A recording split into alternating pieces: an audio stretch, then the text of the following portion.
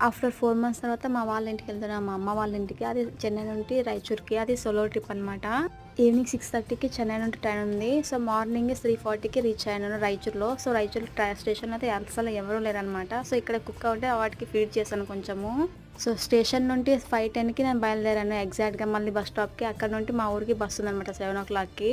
లిటరల్‌గా 3 hours wait చేశాను మా ఊరి బస్ కోసము. సో, ఒక్కదాన్నే కూర్చున్నాను స్టేషన్‌లో.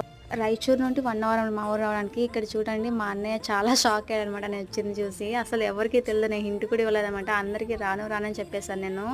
మరి ఇంకోడు కూడా నన్ను చూసి లేచేసాడనమాట. చాలా హ్యాపీ తను కూడా. ఇంకా ఇక్కడైతే మా రాకీ గాడు వచ్చేసాడు. అస్సలు తన హ్యాపీనెస్ అంతో ఇంతో కాదండి. చాలా చాలా హ్యాపీ అయిపోయింది అసలు. మా సోనీ కూడా వచ్చేసింది నన్ను చూసేసరికి. అదైతే చాలా చాలా హ్యాపీ అనమాట. అసలు అనుకోలేదు నేను వస్తున్నానని. అందరికీ సడన్‌గా సర్ప్రైజ్ ఇచ్చేసాను. మా అమ్మ అయితే చాలా తిట్టేసింది. అలా ఒంటరిగా రావడం మంచిది కాదు ఆడపిల్లని. వీడియో నచ్చితే లైక్ చేయండి.